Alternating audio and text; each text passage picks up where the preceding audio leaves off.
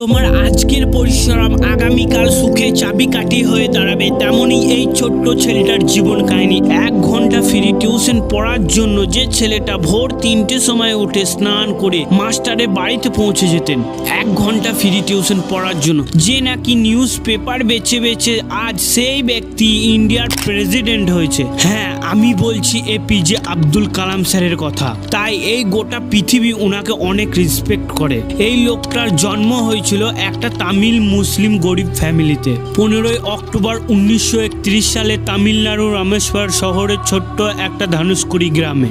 উনার পিতা একটা নৌকা চালাতেন, নাম ছিল জানুল আবদিন, যে হিন্দু যাত্রীদেরকে রামেশ্বর মন্দিরে নিয়ে যেতেন। উনার মা আশিয়াম্মা হাউস ওয়াইফ ছিলেন। তাদের যে ঘরটা ওটা অনেক ছোট্ট ছিল, কিন্তু পরিবার বড় ছিল। 4 ভাই আর একটা বোন ছিল। তাদের মধ্যে আব্দুল কালাম স্যার সব থেকে ছোট ছিলেন। যেমন কি পরিবার বড় ছিল, তাই টাকা পয়সার সমস্যা বারবার হতো। তার জন্য তিনি ফ্যামিলির আর্থিক অবস্থা দেখে তিনি 10 বছর বয়সে নিউজ পেপার বেচা শুরু করলেন, যাতে ফ্যামিলির উপরে কোনো পড়াশোনার খরচার প্রেশার না পড়ে। তাই কালাম স্যারের ছোট্ট থেকেই স্বপ্ন ছিল আমি একটা পাইলট হব। তাই একটা গরিব মুসলিম ফ্যামিলি থেকে হওয়ার জন্য অনেক সমস্যার সম্মুখীন হতে হয়েছে।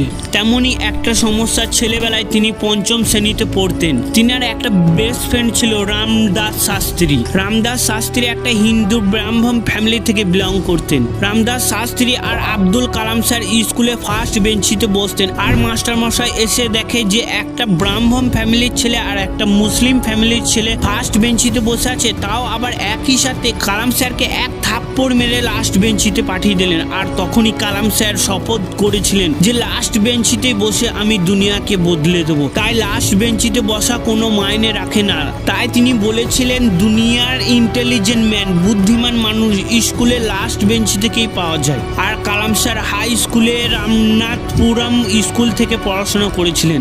একবার তো তিনি স্কুলে ভুল করে অন্য ক্লাসে ঢুকে পড়েছিলেন, আর সেটা ছিল ম্যাথমেটিক্স ক্লাস। যখনই কালাম স্যার ভুল করে ম্যাথমেটিক্স ক্লাসে প্রবেশ করেন, মাস্টার মশাই এক থাপ্পড় মেরে বললেন, তুমি এটা জানো না যে তোমার কোন ক্লাসটা, আর তুমি ম্যাথমেটিক্স কি করে পড়াশোনা করবে আর কি করে লাইফে আগে পৌঁছাবে। তারপর তিনি ম্যাথমেটিক্স এত পড়াশোনা করে যে তিনি 100-র মধ্যে পরীক্ষায় 100ই পায়। আর মাস্টার মশাই চমকে যায়। তাই তুমি যদি সূর্যের মতো চমকাতে চাও, তাহলে তোমাকে সূর্যের মতো আলোকিত হতে হবে। ছোট্ট থেকে আকাশে ওড়ার স্বপ্ন ছিল।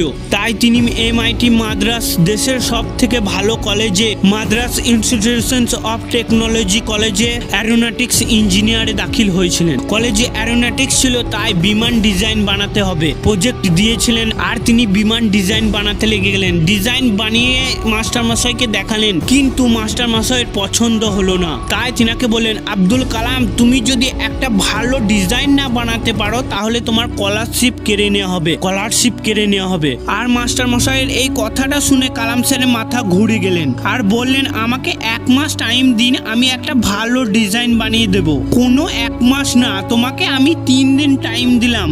আর তখন কালাম স্যার ঘাবড়িয়ে গেলেন। আর 3 দিনে 72 ঘন্টা না ঘুমিয়ে না কিছু খেয়ে তিনি বিমান ডিজাইন বানাতে লেগে গেলেন। আর ফাইনালি মাস্টার মশাইকে গিয়ে দেখালেন। মাস্টার মশাই চমকে গেলেন, অবাক করে দিলেন মাস্টার মশাইকে। আর মাস্টার মশাইয়ের চোখ থেকে জল চলে এলো। তুমি একটা খুব ভালো ডিজাইন বানিয়েছো।